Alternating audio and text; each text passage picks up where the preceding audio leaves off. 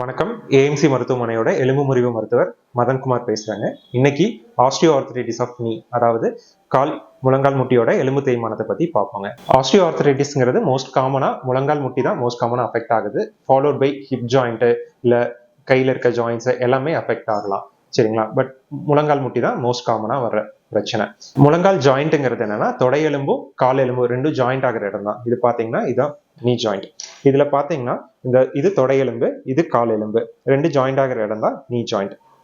இதுல குருத்தெலும்புன்னு சொல்லுவாங்க. அதாவது தொடை எலும்போட கடைசி பார்ட்டும் கால் எலும்போட மேல் பார்ட்டும் இந்த ப்ளூ கலர்ல இருக்கிறதா குருத்தெலும்பு. இது கார்டிலேஜ்னு சொல்லுவாங்க. இங்கிலீஷ்ல கார்டிலேஜ், தமிழ்ல குருத்தெலும்பு. இதுல டேமேஜ் ஆகிறனாலதான் உங்களுக்கு எலும்பு தேய்மானங்கிறது முட்டில ஸ்டார்ட் ஆகுது.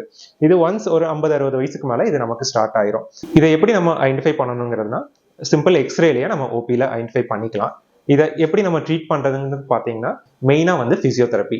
இந்த பிசியோதெரப்பில ஃபர்ஸ்ட் சில மொடாலிட்டிஸ் இருக்கு. அதாவது அக்யூட்டா அப்போதைக்கு பெயினை குறைக்கிறதுக்காக அது என்னன்னு பாத்தீங்கன்னா வேக்ஸ் பாத், அதாவது மெழுகுவத்திரம், அப்புறம் ஐஎஃப்டின்னு சொல்லுவாங்க. அதெல்லாமே அப்போதைக்கு பெயின் ரிலீஃப் பண்ணும். நீங்க அதுக்கப்புறம் இந்த முட்டி தேய்மான ஃபர்தரா உங்களுக்கு இன்க்ரீஸ் ஆகாமையோ இல்லை அப்படியே ஸ்டாட்டிக்கா வச்சுக்கிறதுக்காகவோ மசில் ஸ்ட்ரென்த்னிங் எக்ஸசைசஸ்லாம் பண்ண ஆரம்பிக்கணும். மசில் ஸ்ட்ரென்த்னிங் எக்ஸசைஸ்னா என்னன்னு பாத்தீங்கன்னா உங்களோட தொடை எலும்பு அது எல்லாமே ஸ்ட்ரென்தன் பண்ணும்போது உள்ள முட்டியில ஃபர்தரா தேய்மானம் அதிகமாகிறத ப்ரிவென்ட் பண்ணும். அதாவது முட்டிக்குள்ள இருக்கிற ஜவ்வு அது எல்லாமே எலும்புகள் எல்லாமே பெருசா டேமேஜ் ஆகாம பாதுகாத்துக்கும். அதே மாதிரி ஒரு முட்டி வலி அதிகமா இருக்கும்போது அந்த சமயத்துல எப்பவுமே கொஞ்சம் படி ஏறி இறங்குறது, குத்துக்கால் வச்சு உட்கார்றது, சமணங்கால் போடுறது, குழியும் குண்டுமான இடத்துல நடக்கிறது, அது எல்லாமே கொஞ்சம் ஒரு 5-6 நாளைக்கு அவாய்ட் பண்ணீங்கன்னாவே அப்போதைக்கு உங்களுக்கு பெயின் செட்டில் ஆகிக்கும். பெயின் அதிகமா இருக்கும்போது வீட்டில் கொஞ்சம் ஐஸ் கட்டி ஒத்துறமோ இல்ல சுடு தண்ணி ஒத்துறமோ கொடுத்தீங்கனாலும் உங்களுக்கு பெயின் செட்டில் ஆகிக்கும். ஒன்ஸ் பெயின் செட்டில் ஆனதுக்கு அப்புறம் இந்த எக்ஸசைசஸ் மட்டும் ரெகுலரா ஃபாலோ பண்ணிக்கிட்டு கூட ஒரு கால்சியம், விட்டமின் D3 அது மாதிரி மட்டும் டேப்லெட்ஸ் டாக்டர்ஸ் கொடுக்குற டேப்லெட்ஸ் மட்டும் கன்டினியூ பண்ணீங்கன்னா அது அப்படியே ஸ்டாட்டிக்கா வச்சுக்கலாம், நமக்கு ஃபர்தரா தொந்தரவு பண்ணாம.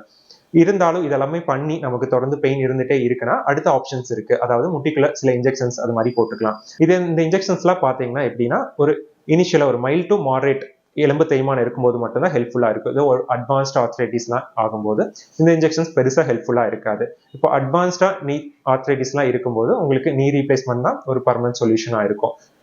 ஆக்சுவலி எல்லாத்துக்குமே ஒரு பெரிய இது இருக்கு, நீ ரீப்ளேஸ்மெண்ட் பண்ணா நடக்க முடியாது, கால் மடக்க முடியாது, அது மாதிரி தப்பான ஒரு அபிப்பிராயம் எல்லாத்துக்கிட்டையுமே இருக்கு. அது கிடையாது. எப்பவுமே நீ ரீப்ளேஸ்மெண்ட்ங்கிறது ஒரு நல்ல சர்ஜரி தான். அது கண்டிப்பா பண்ணிக்கலாம். கண்டிப்பா அட்வான்ஸ்ட் ஆர்த்ரைட்டிஸ் இருக்கு, பெயின் கன்டினியூவா இருக்கு, நடக்க முடியல அப்படின்னா அது பண்ணிக்கிறது நல்ல விஷயம் தான். அதனால எந்த பிரச்சனையும் கிடையாது. பண்ணிட்டு அடுத்த நாள்ல இருந்தே கால் ஊனி நடக்க ஆரம்பிச்சுக்கலாம். ஒரு பிசியோ மட்டும் ரெகுலரா ஒரு 1 மந்த் ஃபாலோ பண்ணணும். அது மட்டும் பண்ணீங்கன்னாவே போதும். அதுக்கப்புறம் உங்களுக்கு லைஃப் லாங் எந்த பிரச்சனையும் இருக்காது மூட்டு மாற்று அறுவை சிகிச்சைனால. நன்றி, வணக்கம். இதே மாதிரி நெக்ஸ்ட் ஒரு வீடியோல உங்களை நான் பார்க்குறேன். தேங்க்யூ.